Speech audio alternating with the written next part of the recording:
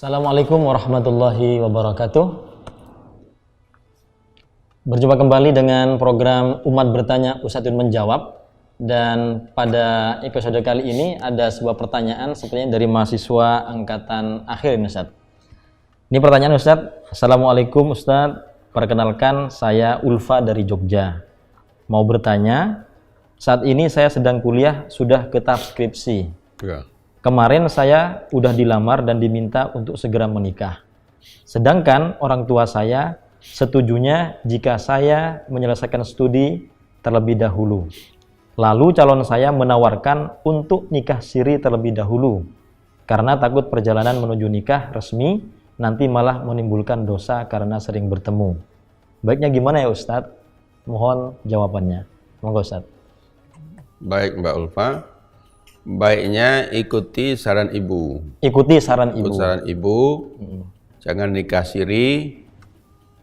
Dan kalau khawatir dari perzinahan, jangan dekat-dekat. Jauh saja. Jangan ketemu-ketemu dulu. Kan sudah mungkin sudah bertunangan juga. Iya. Tinggal menunggu waktu. Tidak ada yang perlu dikhawatirkan. Nah, alasannya satu, menikah tatkala sedang menulis skripsi boleh. Tidak ada masalah. Tidak ada masalah. Menikah setelah diwisuda boleh. Nggak ada masalah. Berarti dua-duanya sama-sama ijtihad. Ijtihad ibu wisuda dulu. Iya. Ijtihad Calon. sekarang. Sama-sama ijtihad. Iya. Nah, kalau antara ijtihad dengan ijtihad, siapa dimenangkan? Antara imam dan makmum, kalau terjadi perbedaan pendapat, menangkan imam. Idza ikhtalafal imamu wal makmum, fal qaulul akhir qaulul imam. Imam yakin sudah 4 rakaat, makmum yakin 3 rakaat. Diingatkan subhanallah, dia nggak mau. Ikut imam. Sekarang antara ibu dengan calon suami, mana yang lebih tinggi? Mana yang lebih imam? Ibu. Kalau begitu harus dahulukan ibu. Ibu yang melahirkan, yang membesarkan, semuanya lah. Toh permintaannya cuma selesaikan dulu skripsi. Skripsi sebulan selesai kok itu. Ya. Tidak sebulan ya 2 bulan lah. Gitu. Nah, bagaimana dengan nikah siri? Nikah siri itu tidak ada jaminan hukum bagi yang perempuan. Sekarang nikah siri. Siri itu artinya tidak ke Siri, KUA. siri yang dia maksud itu mungkin cuma tidak ke KUA aja, tidak dicatatkan di KUA. Ke kiai gitu. Jadi nikah siri itu ada walinya, ada 2 orang saksi, ada ijab kabul, ada mahar. Nah, itu sudah sah. Tapi belum dicatat oleh KUA. Artinya nggak dapat buku nikah. Nah, kalau tidak dapat buku nikah, tidak dapat perlindungan hukum. Misalnya setelah nikah siri, terus dia pergi saja begitu, nggak tanggung jawab, mau lapor kemana? Lapor ke pengadilan, nggak ada buktinya. Ada bukti. Jadi tidak ada baiknya kalau nikah siri, apalagi cuma menunggu skripsi. Jadi memang ini perkara akhlak ya, akhlak. Jadi ada juga orang yang mengabaikan orang tuanya hanya karena seorang laki-laki. Misalnya calon suaminya nggak mau, Tidak pokoknya mau menunggu. kalau nggak nikah sekarang, nggak nikah siri, batal. Ya batalkan aja. Tidak usah khawatir. Tidak usah khawatir. Ini ujian pertama untuk calon suami. Bisa nggak dia menghormati orang tua kita? Ini menjadi suami kita. Ini ibu kandung kita. Kalau dia tidak bisa menghargai dan menghormati ibu kandung kita, ya sudah, tidak usah aja. Cari aja laki-laki lain. Mungkin ada yang lebih bagus Ustaz ya. Masih banyak. Masih banyak. Ya tuh. Allah juga akan membalasi. Kalau dia taruhlah berkorban tanda petik, walaupun belum berkorban betul ya namanya ya.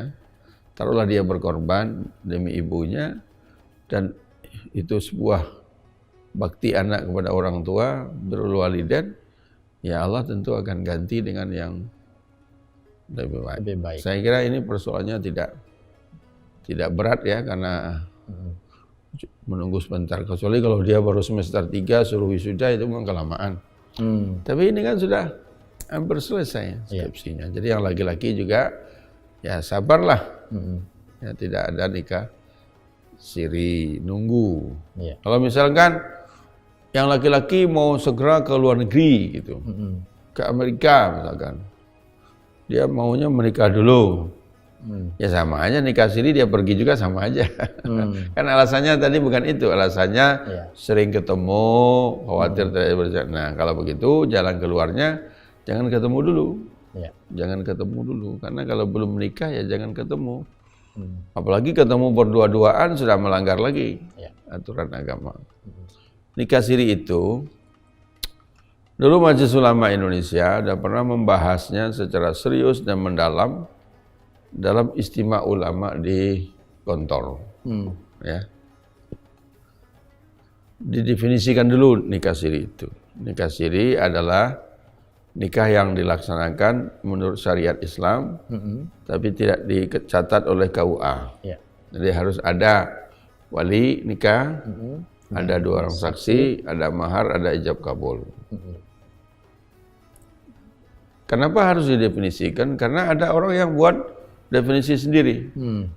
Nikah siri. Definisinya nikah tidak pakai wali, nggak pakai saksi.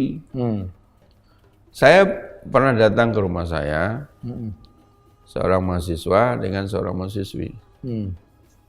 Melapor, Ustaz, kami berdua sudah siap untuk menikah. Cuman masing-masing kami punya sedikit masalah. Apa masalahnya? Kata yang laki-laki, bapak ibu saya tidak setuju. Bapak ibu perempuan juga tidak setuju. Saya bilang itu bukan masalah sedikit masalah, itu masalah besar. Masalah besar ya. Masa kamu bilang itu sedikit masalah, itu masalah besar. Lalu siapa yang setuju? Ya cuma kami berdua. Saya tanya, agak nekat ya. Kenapa orang tua tidak setuju? Apa ada alasan yang pokok? Ternyata cuma masalah waktu. Sama, kedua orang tua membuat syarat, yang laki-laki harus sarjana dulu, perempuan enggak harus. Gitu. Enggak, jadi yang laki-laki aja. Ya sudah diikuti, saya bilang. Ikuti siapa tuh orang tua. Gitu. Tapi rupanya saya dapat berita dia menikah juga tanpa kedua orang tua. Nekat maksudnya ya? Nekat saja. Satu hari ketemu saya. Saya tanya, betul kamu sudah menikah? Iya. Bapak ibu tidak tahu? Enggak. Siapa yang tahu? Enggak ada, cuma kami berdua aja. Siapa yang menikahkan? Ya kami berdua saja katanya. Jadi laki-laki bilang aku nikahi kamu dengan mahar sekian. Kamu ikut cara apa itu? Cara Syiah katanya. Kamu Syiah? Enggak juga. Nah ini namanya sudah main-main masalah agama gitu. Akhirnya tahu keadaan begitu, orang tuanya kemudian mengalah, udahlah kita kawinkan aja lah daripada berlarut-larut seperti ini. Tapi pastilah orang tuanya sangat kecewa ya. Jadi kita itu tentu lebih mengutamakan kehendak orang tua, keinginan orang tua. Kalau masalahnya cuma masalah yang tidak prinsip. Bahkan banyak orang yang masalahnya lebih berat dari itu, tidak setuju orangnya. Ya. Jadi dia sudah punya calon, tapi orang tua tidak setuju. Kalau ini kan sudah setuju, tinggal menunggu saja. Tunggu waktu sebulan 2 bulan lagi. Ya. Mungkin di kesempatan lain Ustaz, ada juga yang laki-laki perempuan ini berpacaran katakan seperti itu. Atau mungkin laki-laki perempuan sudah saling mengenal, sudah ingin menikah, tapi orang tuanya jangan dulu, pacaran dulu nanti. Nah, kalau itu seperti gimana kalau seperti itu Ustaz? Jadi orang tuanya justru yang udah kamu pacaran dulu, jangan menikah dulu, masih muda dan sebagainya begitu. Ya, jadi ya orang tua tidak selalu benar ya. Kalau orang tuanya agak benar ya diluruskan dengan cara yang baik. Kalau misalkan alasan orang tua tidak prinsip ya dijelaskan, tapi tetap ada dialog. Tetap ada dialog, menunggu sampai orang tuanya ridha. Karena Nabi mengatakan ridha Allah fi ridhal walidain. Kalau dua orang tua tidak ridha, ya Allah juga tidak akan memberikan ridha. Sukhtullah fi sukhtil walidain. Marahnya Allah juga karena marahnya kedua orang tua. Nah, jadi kalau orang tua mengatakan nggak usah menikah dulu, pacaran aja, ya orang tuanya nggak benar, masa anaknya disuruh pacaran, nanti kalau pacaran dibiarkan terjadi perzinaan lebih berbahaya lagi. Jadi yang benar itu kalau nggak boleh menikah, tapi jangan juga solusinya pacaran. Ya. Tetap ada iffah, ada usaha untuk menjaga diri masing-masing. Dan kalau memang mau jodoh, tidak usah khawatir. Kalau jodoh tidak akan ada yang bisa menghalangi. Tapi kalau kita ikut kemauan orang tua, ikut ajaran agama, orang tua ridha, Allah ridha, nah insya Allah perkawinan itu berkah. Diridai oleh Allah, bisa tentram, bahagia. Tapi kalau perkawinan dipaksakan, orang tuanya nggak reda, kecewa, nah, Allah tidak reda juga, perkawinannya bisa bubar, bisa berantakan, kacau dan segala macam. Ya. Baik Ustadz, begitu Mbak Ulfah jawaban dari Ustadz. Jadi saran beliau sebaiknya mengikuti saran dari orang tua, karena orang tua bagaimanapun adalah orang yang secara posisinya itu wajib kita hormati, dan itu juga tidak akan terlalu lama menunggu skripsi. Jadikan peristiwa itu sebagai motivasi untuk segera lulus. Jadi ya. Tadi waktu istimewa ulama itu belum kita teruskan. Gimana Ustaz? Ya, kita teruskan sedikit. Jadi setelah didefinisikan nikah siri itu adalah nikah yang sudah memenuhi syarat-syarat secara syar'i tapi tidak diketahui. Terus pertanyaannya, bagaimana hukum nikah siri? Ya, nah, itu pertanyaannya di istimewa ulama itu. Kesimpulannya waktu itu, kalau dilihat dari segi aspek syariahnya, ini sudah terpenuhi. Tapi aspek maslahah, saddu zariahnya nggak terpenuhi. Karena apa? Karena kalau nikah siri tidak pakai catatan KUA, nggak ada buku, nggak ada perlindungan hukum. Ya. Kalau ia berjalan dengan baik semua, laki-lakinya setia, tapi kalau kemudian nikah siri terus punya anak, laki-laki kabur, nah istri itu statusnya apa? Diceraikan, tidak, siri bawah tangan juga. Lalu dia pengen menikah lagi, datang ke KUA, saya ingin menikah lagi, ditanya oleh KUA, statusmu apa? Dia bilang janda, mana surat cerainya? Ya. Atau surat kematian? Nggak punya. Saya udah pernah menikah, mana surat nikah? Nggak punya, kan repot tuh. Ya. Mau dibilang gadis, sudah menikah. Dibilang janda, nggak ada bukti janda. Terus kemudian anaknya terlantar, bapaknya nggak tanggung jawab, lapor ke pengadilan. Siapa yang dituntut? Bapaknya.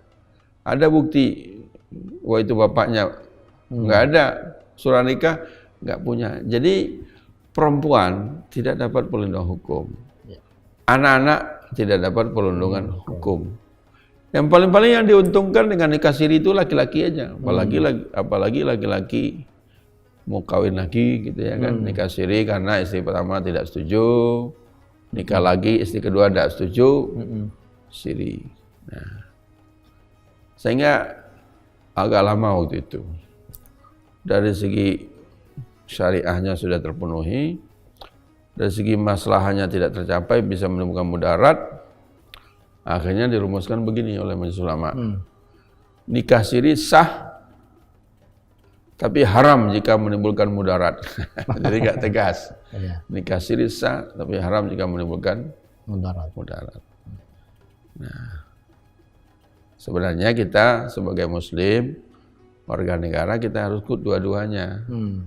Tidak hanya syariah. Sebab undang-undang perkawinan menyatakan bahwa perkawinan itu sah kalau dilaksanakan menurut agama masing-masing. Nah, sekarang sudah muslim, muslimah, udah sah. Tapi ada yang keduanya, dicatatkan di KUA. Di KUA. Kalau tidak dicatat di KUA, berarti dia melanggar undang-undang perkawinan. Tidak ada sanksi di penjara, nggak ada. Tapi perkawinannya tidak diakui. Kalau itu tidak mendapatkan perlindungan hukum. Jadi sebaiknya memang ikuti dua-duanya. Syariat Islam diikuti, hukum negara, undang-undang perkawinan juga dipenuhi. Supaya terutama perempuan dan anaknya nanti betul-betul mendapatkan perlindungan. Jangan cuma manis-manis di depan, tapi belakang nanti menyesal. Baik, makasih Ustadz. Demikian Mbak Ulfa, saya kira gamblang sekali, jelas sekali. Sebaiknya mengikuti saran orang tua, ibu tadi, lulus dulu, setelah itu menikah, dan jangan kawin siri karena nanti perlindungan hukumnya tidak akan ada. Demikian pemirsa, terima kasih atas partisipasi Anda dalam program Umat Bertanya, Ustadz Yun Menjawab. Jika ada pertanyaan silakan dikirim, ketik nama Anda, kemudian alamat atau kota Anda, dan silakan diketik pertanyaannya. Sampai berjumpa pada edisi atau episode berikutnya. Akhirul kalam, assalamualaikum warahmatullahi wabarakatuh.